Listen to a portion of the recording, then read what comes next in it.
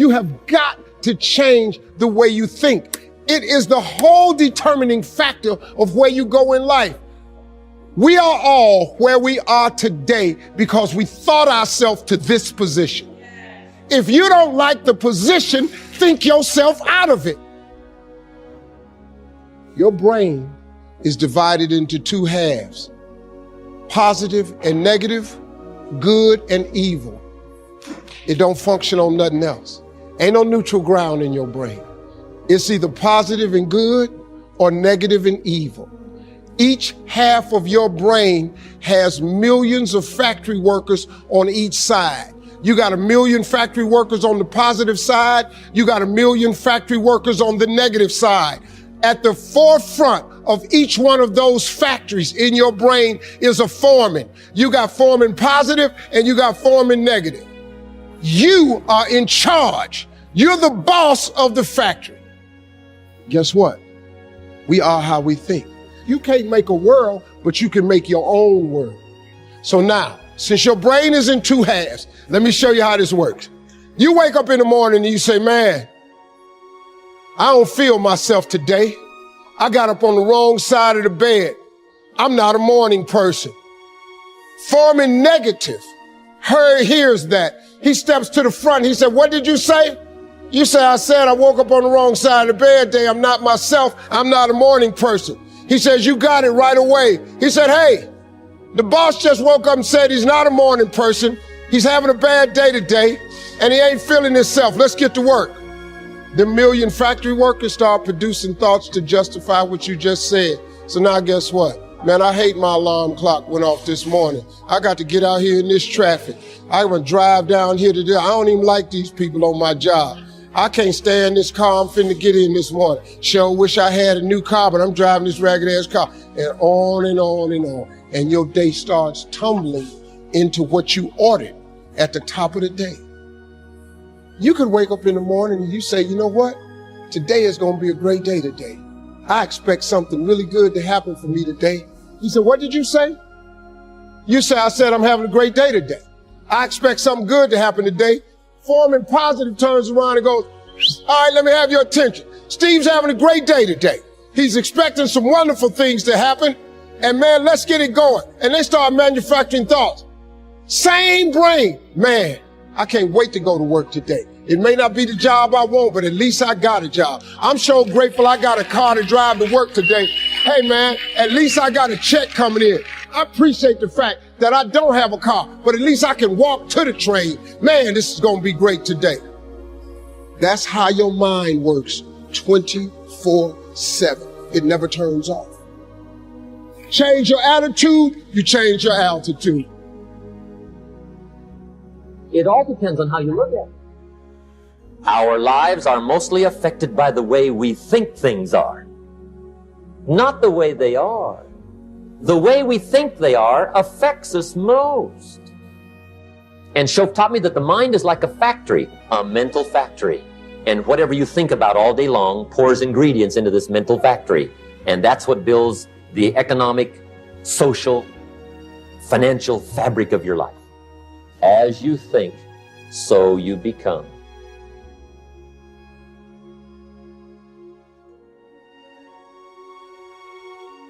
I was so sick of myself. I was so bored in my life, man. I was so tired of being mediocre. You ever say to yourself, man, it's gotta be more to my life than this? If you've ever said that, that's cause it is. If normal is getting on your nerves, then you got to change something. Being mediocre was driving me crazy. Poverty, I was sick of it. You can protect yourself from negativity. And that's what stops most people, negative thoughts. You can coat your mind from negativity. It's a real simple exercise to do. I do it every morning before I walk out the door. So I walk out as a positive person. You know, I get tired sometimes. That's different from being negative because I get mentally drained from my job at times. But to coat your mind from negativity, the way you can put a coating around your mind is with one simple thing, gratitude. Gratitude erases negativity. I'm gonna show you how this works. If you wake up in the morning, you start having negative thoughts, man, this ain't my day. I woke up on the wrong side of the bed. I'm tripping, I just don't feel myself. Every time you feel, in the middle of the day, if you feel yourself doing that, stop, just stop for a second. And start going over in your mind everything you have to be grateful for. Not everything you want, everything you already have. Because what you have is substantial. You just haven't gone over the list and taken inventory in a long time. But the fact that you can walk, that's a blessing. The fact that you woke up, that's another blessing. The fact that you can see, think, reason, that's another blessing. The fact that you can go somewhere and get yourself something to eat, that's another blessing. The fact that you can go and turn the key and call someplace home, that's another blessing. The ability to dream is a blessing. The fact that you have an opportunity to get it right is another blessing. The fact that you're beautiful, that's another blessing. The fact that you have any measure of health, that's another blessing. And I'm just talking to you, I don't even know you. I could give you 50 things you ought to be grateful for right now. I don't even know you. Start coating your mind with gratitude. It'll change everything for you. So we've all got to have a philosophy about activity. Because your philosophy of activity will affect the rest of your life. Not to think so is naive. I've got a good clue on rest. Make rest a necessity, not an objective. The reason for life is enterprise. The reason for life is productivity. The reason for life is to see what we can do with the seasons and the chances and our mind and our spirits, ourselves, to see what we can do. That's what life is all about, to see what you can do. Now, the doing, you've got to have a philosophy on how much time you're going to spend doing. And I've decided that enterprise is better than ease. If you rest too long, the weeds take the garden in the summer. So you can't rest too long. Life doesn't stand still. And the threat of life will start overwhelming the values of life if you just let it go. So we've all got to have a philosophy about activity. Let me give you one of the best I know. Here's what it says. An ancient phrase says, whatever your hands find to do, do it with all your might. That's a philosophy. You say, well, I'm getting by with half my might. Well, okay, but you've got to decide on your own personal philosophy of activity. Now, this philosophy says, do it with all your might. Do you think there's any value or virtue in that? Well, I don't know. You've got to decide. You've got to weigh this out, right? You've got to evaluate it for yourself and put it on your own mental scales, and you've got to come up with your own answers. How hard should you work? Your brain is like a supercomputer, and your self-talk is a program it will run. So if you tell yourself you're not good at remembering names, you will not remember the name of the next person you meet because you programmed your supercomputer not to. Isn't that interesting? What I always tell people is this. You have to monitor your self-talk. Monitor your self-talk. If you go around tell people, oh, I have a horrible memory, I'm not smart enough, I'm getting too old, fill in the blank. First of all, if you fight for your limitations, you get to keep them. Does that make sense? A lot of people are like, oh, I'm so forgetful, I'm so busy, which that whole busyness really bothers me. Like where people, how are you doing? I'm just so crazy, so stressed, so busy. It becomes like a badge of honor that people wear all the time. And then what do you start reinforcing? Being busy, right? But here, going back to this, your self-talk is the program that will run, so you want to be mindful, right? And stand guard to your mind, because your mind is always eavesdropping on your self-talk. Your mind is always eavesdropping on your self-talk. Let's say you need a goal, but we don't want to let your distance from the goal crush you. So you got to set up a goal, and then you got to break the goal down into parts so that you can move towards it, and you have a fairly high likelihood of doing it. So that's a bit of practical, I wouldn't say advice, it's because it's better than advice. It's some practical knowledge about how to go about achieving an aim. Set a high aim, but differentiate it down so you know what the next step is, and then make the next step difficult enough so you have to push yourself past where you are, but also provide yourself with a reasonable probability of success. It's also what you do with children, right? You want to push them because they need to grow up and be more than they are, right? But you don't want to crush them with constant failure. So what you do is aim high and make the goal difficult but proximal. It's very important for you to believe that you are the one to make this happen. I remember this high school teacher, Mr. Leroy Washington, at the end of school one June, it was just a few days before we were supposed to leave. And I just got my report card.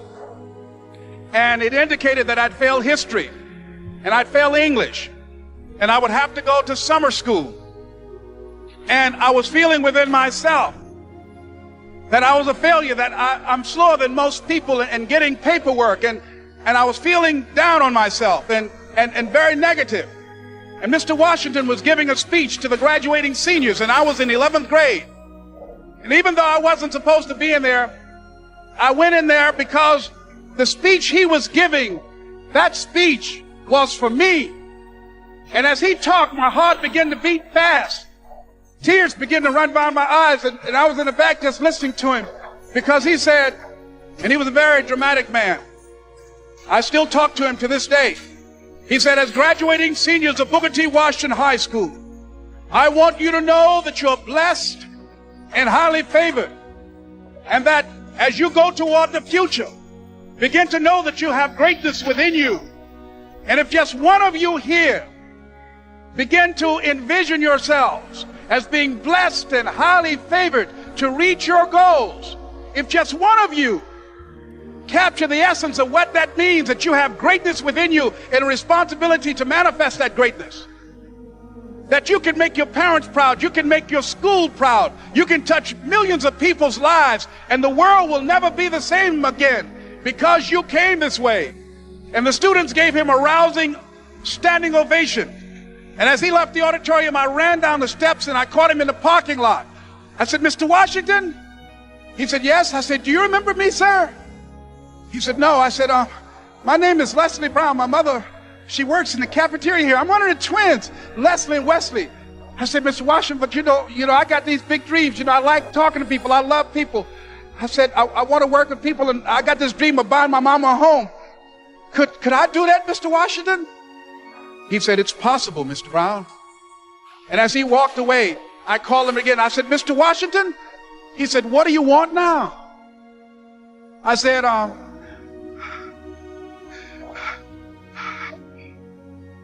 the one, sir. I said, I'm the one. You remember me, sir. I'm Miss Mamie Brown's boy. I'm the one. Disgust says, I have had it. See, that could be the day. The day you can say, I've had it. May not be the day it ends, but the day it begins.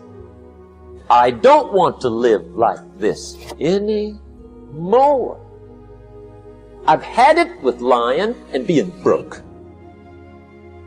The man's finally had it with mediocrity.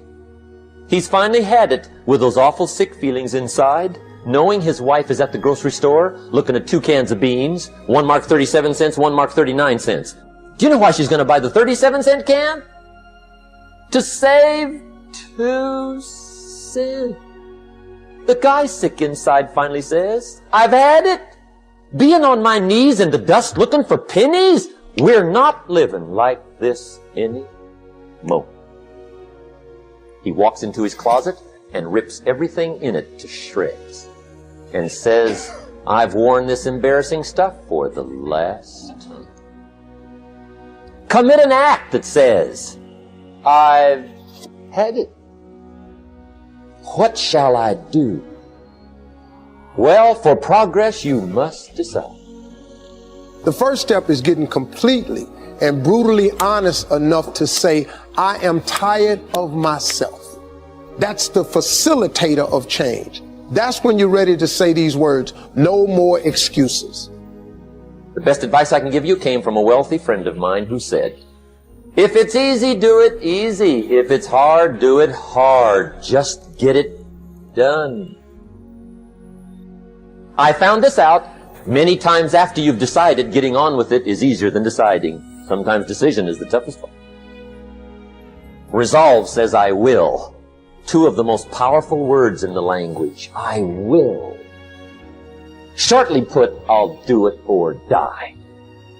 The world has a strange way of stepping aside when somebody says, I'll do it or die.